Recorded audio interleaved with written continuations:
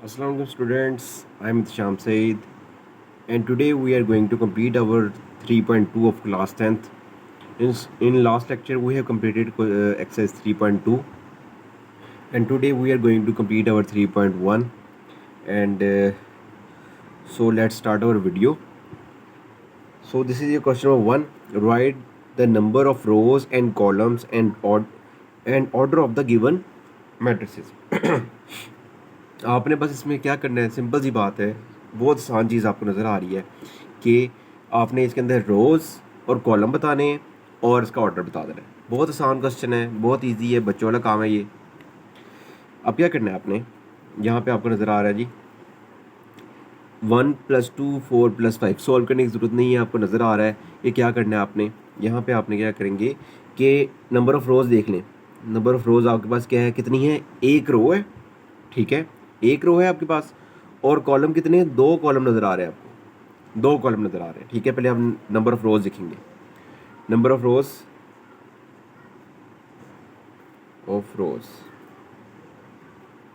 कितनी है जी आपके पास, एक रो है, ठीक है। फिर नंबर ऑफ़ लिखेंगे आप, नंबर ऑफ़ कॉलम, ठीक है, वो कितने हैं, दो कॉलम है आपके पास, ठीक है। सॉल्व करने की ज़रूरत नहीं, सिंपल उसने आपसे पूछा है कि नंबर ऑफ रोज़ कितनी है, नंबर ऑफ़ कॉलम कितने हैं, तो बस आप ऐसे सॉल्व करेंगे। अब आप इसका लिखेंगे ऑर्डर। ऑर्डर लिखने का तरीका आपने पहले भी देखा है, मेरे लास्ट वीडियोज़ में भी देखा है। ऑर्डर का क्या लिखने का तरीका था, पहले रो को लिखेंगे, उसके बाद कॉलम को लिखेंगे। रो है हमारे पास कितनी, 1, ठीक है, 1 रो है बाय 2, कॉलम बाद में आएगी और आपका रो पहले आ जाएगा, ठीक है। अच्छा जी, ये हो गया फर्स्ट क्वेश्चन। अब हम सेकंड क्वेश्चन की तरफ जाएंगे। बस मैंने आपको थोड़ा डिटेल में इसलिए पहले बता दिया, अब थोड़ा जल्दी जल्दी करेंगे हम काम, क्योंकि बहुत इजी काम है ये और घबराने की बात नहीं है। ऑर्डर आपको समझ आ गया तो बाकी सारी एक्सरसाइज आपको समझ आ जाएंगी और इसके अंदर इतना इंपॉर्टेंट काम नहीं है ये। 3.1 जो है इतनी इंपॉर्टेंट नहीं है पेपर के पॉइंट ऑफ व्यू से। अब हम करेंगे ये क्वेश्चन। दो रोज़ आपको नज़र आ रही है, एक रो है, ये दूसरी रो है, दो रोज़। पहले हम नंबर ऑफ़ रोज़ लिख लेते हैं, कितनी है जी, 2, ठीक है। अब नंबर ऑफ़ कॉलम कितने हैं जी आपके पास, कॉलम्स भी दो ही नज़र आ रहे हैं आपको, सिंपल सी बात है। ये लाइनें लगाने की ज़रूरत नहीं, मैं आपको समझाने के लिए लगा रहा हूँ सिर्फ 2। अब ऑर्डर लगाएंगे हम यहाँ पे। ऑर्डर क्या है जी आपके पास, 2/2 हो जाएगा, बस सवाल ख़त्म। Next question.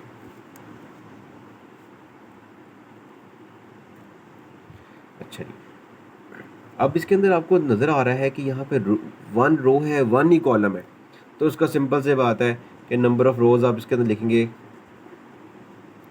= 1, number of column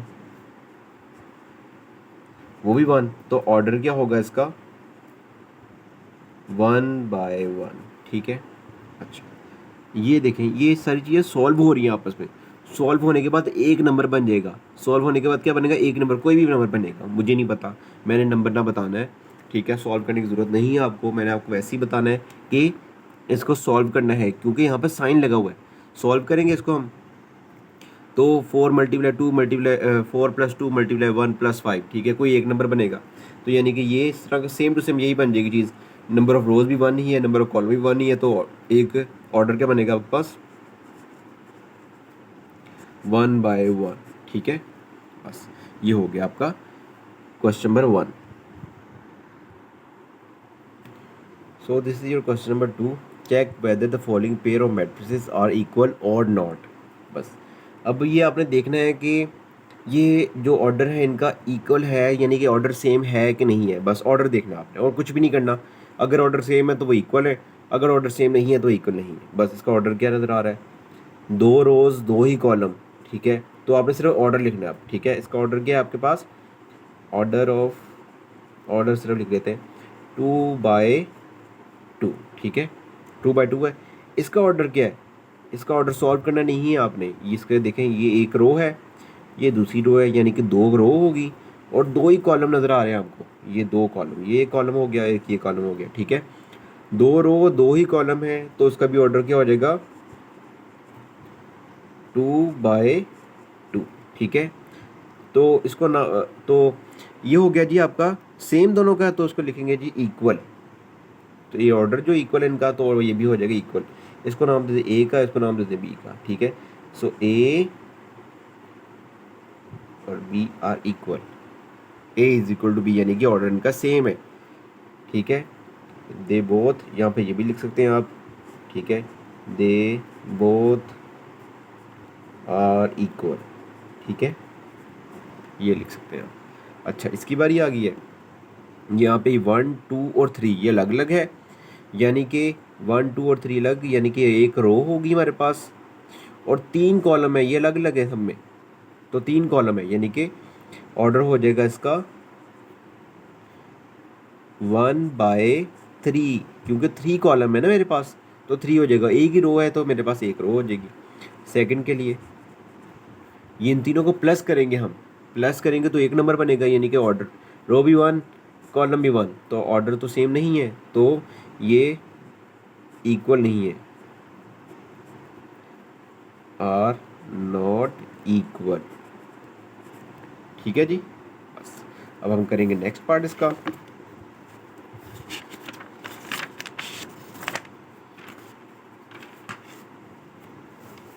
ये है आपके पास क्वेश्चन नंबर इसका पार्ट सी।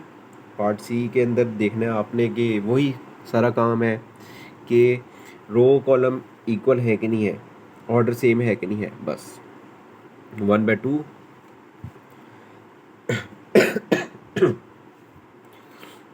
ये 1/2 है, यानी कि 1 नंबर है ये, ठीक है, अलग अलग नहीं लिखा हुआ। 1/2 का मतलब है ये सिंगल नंबर लिखा हुआ है, यानी कि उसका ऑर्डर क्या होगा 1/1, 1 रो 1 कॉलम, ठीक है। इसका ऑर्डर, ये दोनों अलग अलग नंबर लिखे हुए हैं, ठीक है, ये दोनों अलग अलग नंबर लिखे होंगे, तो इसका मतलब होगा जी कि ये 2 रो होगी, ठीक है, और एक कॉलम 2/1, तो ये इक्वल नहीं है, आर नॉट इक्वल, ठीक है। सेकंड क्वेश्चन, अब इसमें देखते हैं। यहाँ पे सिंपल नज़र आ रहा है कि ये 2 रो है मेरे पास, 2 ही कॉलम है, यहाँ पे भी 2 ही रो है और 2 ही कॉलम है, ठीक है। तो ऑर्डर सेम है इसका। इसका ऑर्डर क्या है 2/2, इसका ऑर्डर क्या है मेरे पास 2/2, क्योंकि मैंने आपको दिखाया है अभी, ठीक है। तो ये हो गया equal. Third question, third question बहुत इजी है, बच्चों वाला काम है सारा। अब आपको पूछा गया है कि क्वेश्चन नंबर 3 के अंदर Haider, Hasan and Ahmed scored 7 points, 11 points and 10 point, यानी कि हैदर ने स्कोर की है 7 पॉइंट्स, हसन ने स्कोर की है 11 पॉइंट्स, अहमद ने स्कोर की है 10 पॉइंट्स, ठीक है। और in a mathematical quiz display the data in rows and column, बस यानी कि आपने रो के अंदर भी बताना है इसको और कॉलम के अंदर भी बताना है। तो उसको पहले रो के अंदर बताते हैं। पहले रो में नाम लिख लेता हूँ इसका मैं, हैदर पहले है तो उसके नंबर भी पहले आएंगे, हैदर, हसन एंड अहमद, ठीक है। तो उसकी जगह पे इसका आंसर भी लिख लेते हैं। रो के अंदर आ गया तो हैदर के नाम कितने पॉइंट्स हैं 7, 11 एंड 10, ये आ गया जी आपका आंसर। बस इतना सा काम था। अब कॉलम की बारी आ गई है, ठीक है। कॉलम के अंदर उनका नाम लिखेंगे आप, हैदर, हसन, अहमद, ठीक है। ये कॉलम में नाम लिख दिया आपने। अब कॉलम में ही इनके नंबर भी लिख दिया आपने, 7, 11 एंड 10, बस इतना सा काम था आपका, ठीक हो गया। ये आपकी क्वेश्चन नंबर 3 तक कंप्लीट हो गया। अब हम करेंगे क्वेश्चन नंबर 4। अच्छा जी, this is your question number 4, write the most appropriate type of the following matrices. Appropriate type बतानी है आपने इसके अंदर। टाइप, ये आपके पास मैट्रिक्स दिया गया है, तो टाइप का पता होना चाहिए पहले आपको। जब भी कोई डायगोनल के अंदर, यानी कि यहाँ पे कोई नंबर लिखा होगा डायगोनली, वो इक्वल हो, यानी कि सेम हो, वो दोनों नंबर क्या होंगे सेम, और इस दोनों बाकी दोनों जो साइडें हैं दूसरी क्रॉस के अंदर वो क्या हो, ज़ीरो हो, ठीक है, ज़ीरो होना लाजमी है, ठीक है। उसको बोलते हैं हम क्या, डायगोनल, बस सिंपल सी बात है। सेम नंबर कोई भी हो सकता है, नंबर कुछ भी हो सकता है, ठीक है। यहाँ पे अगर 5 है, यहाँ पे अगर 8 होता तब भी डायगनल है, यहाँ पे अगर 3 होता तब भी डायगनल है, अगर 1 होता तब क्या होता। अगर चले इसको मैं लिख देता हूँ यहाँ पे, ये क्या है, डायगनल, ठीक है, मैट्रिक्स, डायगनल मैट्रिक्स हो गया। अब आपको बताया तो एक और चीज़, अगर यहाँ पे 1 0 0 1 होता, अगर ये भी तो 1 ही है, इसको डायगनल बोलेंगे नहीं, क्या हम इसको डायगनल भी बोल सकते हैं हम, लेकिन साथ साथ ये यूनिट मैट्रिक्स है हमारे पास, ये यूनिट मैट्रिक्स है, ठीक है, यूनिट मैट्रिक्स हो गया। अब इसके अगर ऑर्डर से देखिए इसको हम, ऑर्डर से 2 रोज 2 कॉलम्स, ठीक है, 2 रोज 2 कॉलम ही बन रहे हैं हमारे पास। तो जब ऐसा कुछ हो, ऑर्डर सेम हो, तब क्या करेंगे, हम इसको लिखेंगे स्क्वायर मैट्रिक्स भी लिख सकते हैं। इसके दो दो आंसर हो गए, ठीक है, diagonal matrix and square matrix, ठीक हो गया। अब बी पार्ट के ऊपर आ जाते हैं हम, यहाँ पे इसका क्या आंसर होगा। बी पार्ट के अंदर आपको नजर आ रहा है 2 रोज और 2 कॉलम, क्योंकि यहाँ पे अगर हम देखें यहाँ पे इक्वल नहीं है कुछ चीज़, जैसे मैंने आपको यहाँ बताया डायगोनल के लिए यहाँ पे इक्वल होना ज़रूरी है, यानी कि सेम वैल्यू होना ज़रूरी है। यहाँ पे ऐसा कोई काम नहीं है, तो फिर हम सिंपल हम इसको ऑर्डर को देखेंगे, 2 रोज हैं 2 कॉलम हैं, तो उसको बोलेंगे हम स्क्वायर मैट्रिक्स। जब ऑर्डर सेम हो उसको बोलते हैं स्क्वायर मैट्रिक्स, ठीक हो गया, ये स्क्वायर मैट्रिक्स हो गया। नौ पार्ट सी की तरफ आ जाते हैं। पार्ट सी में क्या है दिया गया है, इसको सॉल्व कर लेते चलें। ऊपर 5 × 3 है, डिवाइड भी है साथ, 5 × 3 है, तो उसको क्या करेंगे, मल्टीप्लाई, 45 आ जाएगा यहाँ पे, ठीक है। और 45 9 5 का क्या होता है, 45 होता है, ठीक हो गया।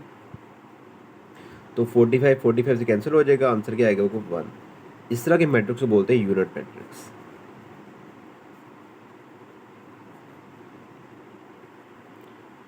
ठीक हो गया।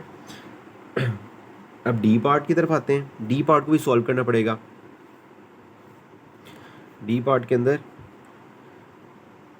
आपको ये दिया गया है square root of 625, square root of 625 होता है, कैलकुलेटर की मदद से करना है अपना सारा काम, बहुत इजी है। तो इसका है आता है जी 5 का स्क्वायर, ठीक है, ये 25 का स्क्वायर होता है, नीचे 25 है, ठीक है। 18 माइनस 19 प्लस 1,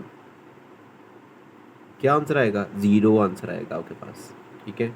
कैलकुलेटर की मदद से करना है सारा काम, आपको दोबारा बार बार बता रहा हूँ मैं। 17 + 15 - 32, ये भी 0 होता है, कैलकुलेटर की मदद से करना है आपने, ठीक है। 3 है, नीचे क्या है 9, यानी कि 3 का स्क्वायर, 3 का स्क्वायर, तो स्क्वायर स्क्वायर रूट से कैंसिल, यहाँ पे स्क्वायर स्क्वायर रूट से कैंसिल। नेक्स्ट स्टेप पे चले जाते हैं अब हम, यहाँ पे आ जाएगा 1, ठीक है, क्योंकि क्यों 1 आएगा, 25 से भी तो कैंसिल होगा ना, 0 0, फिर 3 है और 3 ये भी तो कैंसिल हो जाएगा क्योंकि डिवाइड में है, यहाँ पे आ जाएगा 1, ठीक है। इसको बोलेंगे हम, क्या बोलेंगे, यूनिट मैट्रिक्स।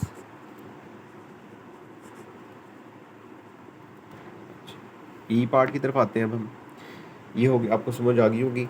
ई पार्ट की तरफ आते हैं, ई पार्ट क्या है जी, 6 + 2 8, -3 + 3 0, ये भी 0, तो यहाँ पे आ जाएगा 8। मैंने आपको बोला था जब भी वैल्यू सेम हो उसको क्या बोलते हैं, डायगोनल मैट्रिक्स,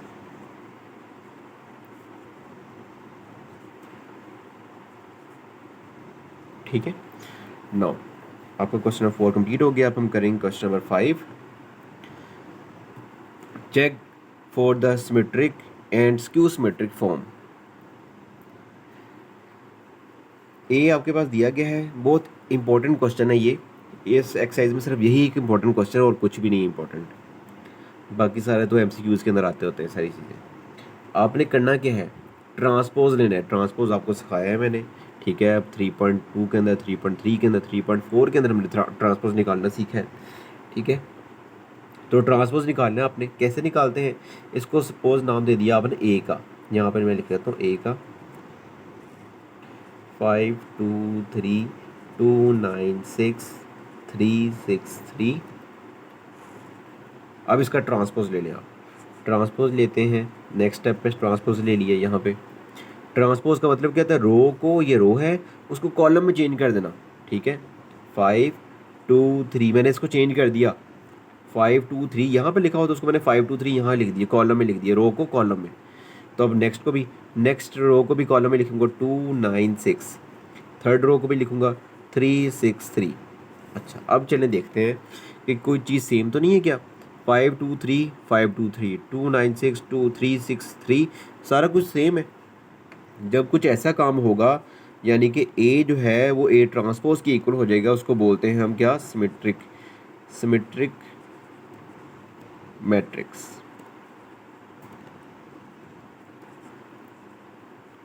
ठीक है, ये सिमेट्रिक फॉर्म होती है, ये इसकी सिमेट्रिक फॉर्म आ गई है। अब हम इसका पार्ट अगले नेक्स्ट पार्ट करते हैं। बी पार्ट है आपके पास। अब बी पार्ट के अंदर आपको सेम वही काम करना है, स्क्यू सिमेट्रिक निकालना है, स्क्यू सिमेट्रिक बताना है, तो आपको काम करना पड़ेगा वही। अब पहले हम ट्रांसपोज लेते हैं, इसको नाम दे दिया मैंने ए का, ठीक है। 0 -9 0 9 0, ठीक है। अब इसका क्या निकालूंगा, ट्रांसपोज। ट्रांसपोज को आपको बताया था मैंने कैसे लेते हैं, रो और कॉलम। ये रो को कॉलम में चेंज कर देंगे, ये रो है इसको कॉलम में चेंज कर दिया, ये रो है इसको भी कॉलम में चेंज कर दिया, मैंने कर दिया। अच्छा लेकिन ये सेम नहीं है, सेम होना चाहिए आपका, सेम बनाना है आपने, ठीक है। सेम बनेगा, अगर सिमेट्रिक होगा सेम बन जाएगा, खुद ब खुद बनेगा। अगर स्क्यू सिमेट्रिक होगा तो वो बनाना पड़ेगा आपको। कैसे बनाना पड़ेगा, अगर देखें आप इसके अंदर कि अगर आप इसमें से माइनस कॉमन लेते हैं, ठीक है, माइनस कॉमन लेने का मतलब क्या है, अंदर साइन चेंज कर देना, इसके अंदर साइन चेंज कर देना माइनस, ठीक है। यहाँ पे आ जाएगा जी, माइनस कॉमन लिया आपने, माइनस कॉमन लेने का मतलब अंदर हर वैल्यू के साथ साइन चेंज हो गया। जीरो के साथ साइन चेंज करने का फ़ायदा नहीं होता। यहाँ पे प्लस है तो यहाँ पे आ जाएगा -9, यहाँ माइनस है तो यहाँ पे हो जाएगा प्लस, यहाँ पे 0, ठीक है। अब देखें ये वाली जो वैल्यू है वो तो ए वाली वैल्यू बन गई है, ठीक है। तो अब इसकी जगह पे आप लिख सकते हैं कि अब यहाँ पे लिखेंगे आप a = -a ट्रांसपोज, यानी कि इसका ये मतलब है कि जो a है वो a ट्रांसपोज के इक्वल है बट माइनस को कॉमन निकाल कर। So it is a skew symmetric, skew symmetric इसको बोलते हैं, ठीक है। नेक्स्ट पार्ट, सी के अंदर भी यही काम करेंगे। सी आपका उसको नाम दे दिया आपने ए का, अब इसका आप ट्रांसपोज ले लें सी पार्ट के अंदर। इसको मैं कोई और नाम देता हूँ, बी नाम देता हूँ, ठीक है, क्योंकि यहाँ पे ए दिया हुआ है। ए बी ट्रांसपोज लेता हूँ मैं, ट्रांसपोज ले लिया सीधा मैंने कि रो है उसको कॉलम में लिख दें, 0 -2 -4 और 2 0 -2, ठीक है, 4 2 0। अच्छा अब देखते हैं सेम है कि नहीं है। ये ऊपर वाली यहाँ पे तो रो में माइनस होना चाहिए, यहाँ पे नहीं है। अब हम क्या करेंगे, वही सेम समझ आ गई है कि यहाँ पे माइनस कॉमन लूँगा, ये वाला काम सेम, माइनस कॉमन लूँगा तो मेरे पास वो बन जाएगी वैल्यू, सेम वैल्यू बन जाएगी। तो माइनस कॉमन ले लें आप, ठीक है। तो आ जाएगा 0 2 4, हर वैल्यू का साइन चेंज हो जाएगा। यहाँ पे माइनस वाली प्लस में, प्लस वाली माइनस में, ये माइनस में है तो ये प्लस में चली गई है, ये माइनस प्लस में है तो माइनस में, ये भी माइनस में, ये 0, ठीक है। अब आपकी वैल्यू, ये वाली जो वैल्यू है वो इसके इक्वल आ गई है। इसको अब लिखेंगे B = B ट्रांसपोज, यानी कि स्क्यू सिमेट्रिक, ठीक है। यहाँ पे सिर्फ मैंने स्क्यू लिख दिया। अब D part and last 2 parts हैं इसके, बस इस एक्सरसाइज के, बहुत इजी काम है। सेम वही काम कि जी नाम दे दिया, कोई से भी नाम दे दिया डी का, ठीक है।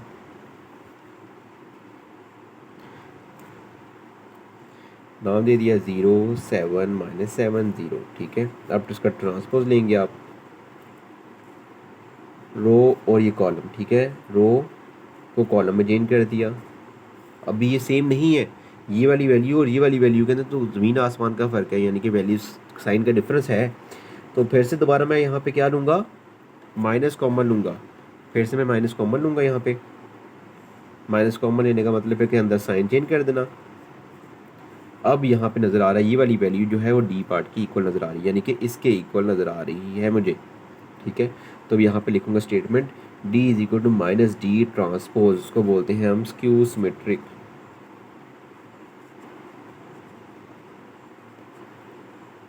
ठीक है, लास्ट पार्ट, ई इसको नाम दे देता हूँ मैं, ई नाम दे दिया 0 -5 माइनस, अब इसका ट्रांसपोज लेना है आपने, ट्रांसपोज लाजमी लेना है, अगर नहीं लेंगे तो वो गलत हो जाएगा। रो को कॉलम में चेंज कर दें, ये रो है इसको कॉलम में -5 0। ठीक है, ये तो वही चीज़ है, इसको दोबारा आपने वही लिख दिया। ठीक है, यानी कि कोई फ़र्क नहीं है, सेम नज़र आ रहा है आपको। E is equal to E transpose, को बोलेंगे हम क्या, सिमेट्रिक। सिमेट्रिक यानी कि ट्रांसपोज लेने के बाद भी कोई फ़र्क नहीं पड़ा तो उसको सिमेट्रिक फॉर्म बोलते हैं। ठीक है, ये आपकी वीडियो ख़त्म होगी यहाँ पे, आपका चैप्टर 3 कंप्लीट हो गया यहाँ पे। तो आई होप सो कि आपको चैप्टर 3 अच्छे तरीके से समझ आ गया होगा। इंशाल्लाह नेक्स्ट वीडियो में हम चैप्टर 4 स्टार्ट करेंगे। तब तक के लिए अल्लाह हाफिज़।